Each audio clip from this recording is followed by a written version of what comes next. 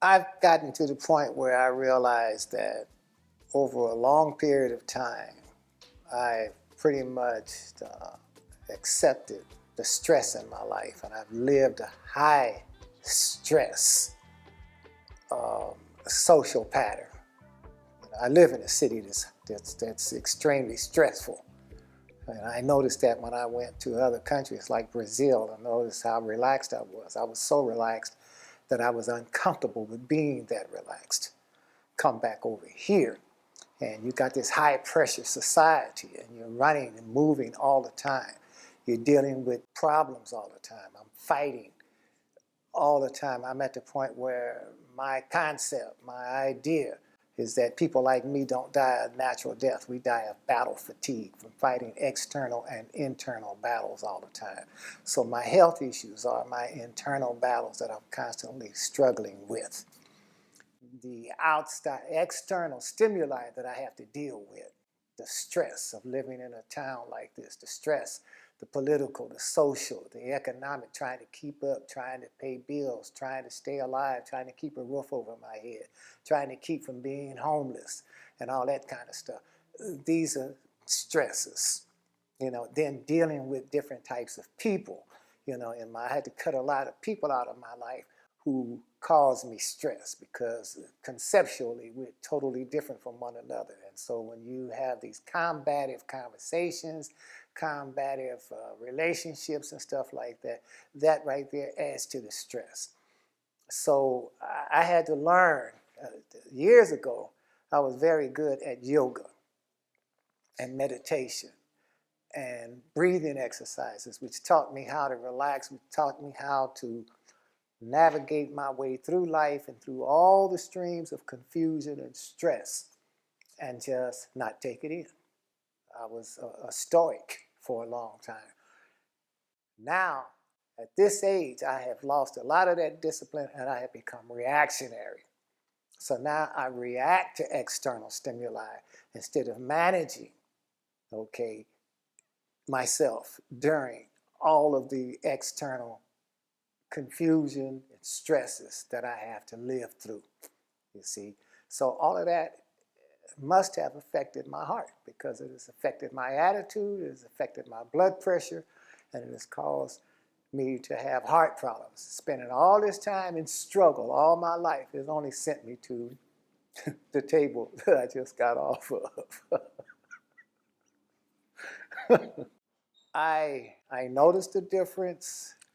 I'm concerned about the difference, and I appreciate the difference. And it is the method that I prefer, So you notice that when I was coming on a regular basis, I was feeling a lot better. I was functioning a lot better. I was doing a lot better.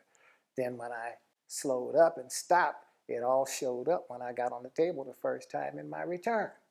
All of a sudden, the machine was just going erratically. That was evidence that my heart was beating very erratically. And so getting back into the schedule, getting back into the program of coming in, that is a matter of disciplinary practice. And that's what it requires in order to live.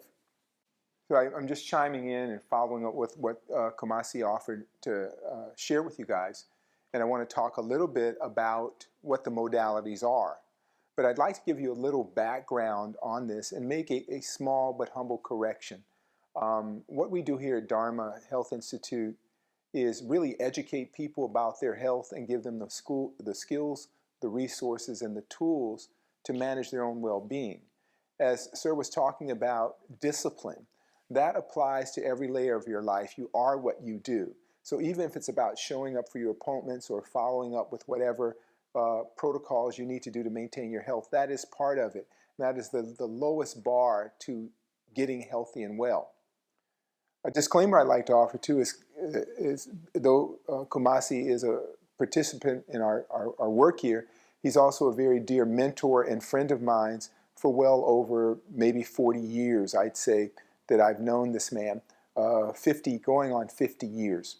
And so I have a vested interest in his health and well-being. I don't heal anybody.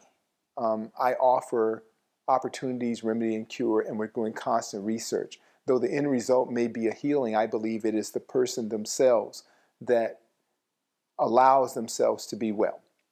The modalities that we are speaking of are in particular the external counter pulsation, which basically you attach telemetry to your heart. It augments the blood flow in the body, so it gives the heart a rest. When it gives your heart a rest, the heart actually repairs itself.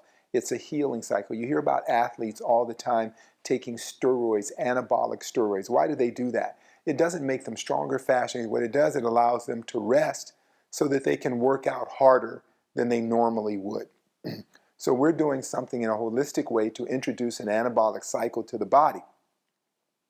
As you heard earlier, we have normalized a high level of stress, an extraordinarily high level of stress. The normalization of that does not make it less harmful to your body. You actually are harming yourself more, but you get used to it. As Kumasi mentioned, when he went to Brazil or some other places where there was a lot of peace and quiet, it was almost off-putting because we've normalized this unhealthy metropolitan urban living.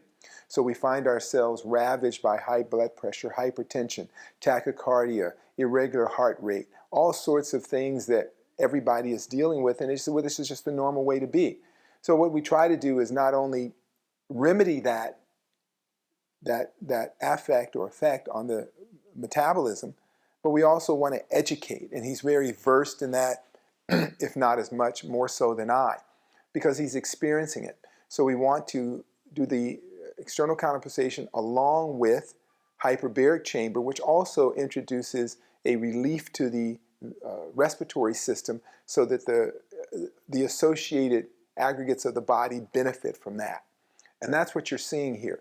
In addition to that, a lifestyle practice. He's a great meditator, a great yoga practitioner, but even with that, the rest of the world can, in a way, conspire against you where you're hurried, you're going here, going there, you have these life issues that are coming up all the time. So it's almost a luxury to take care of yourself when you're fighting for basic daily issues of the crowd, the survival, the get here, get there. That is what undermines our health.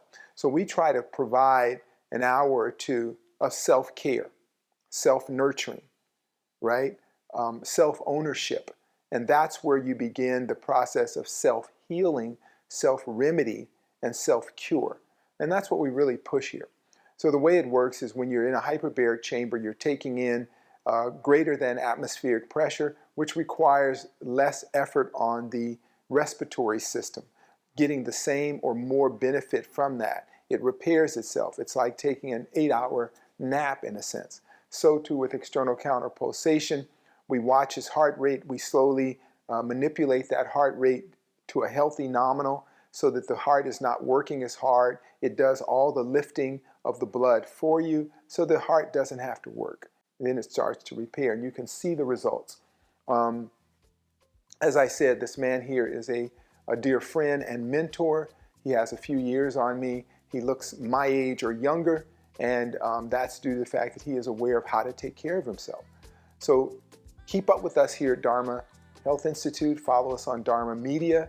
And if you don't have these modalities available near you, there are alternative modalities that you can do at home or near you that I will talk about in our next episode.